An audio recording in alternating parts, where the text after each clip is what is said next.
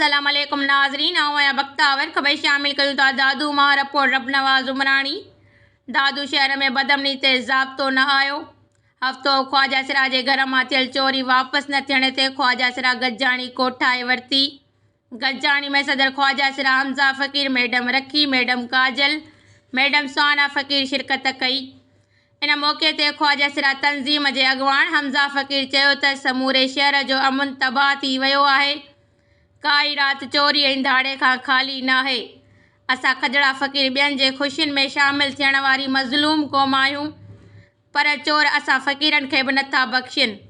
असां पिनी ख़ैरातूं वठी पंहिंजो गुज़र सफ़र कयूं था।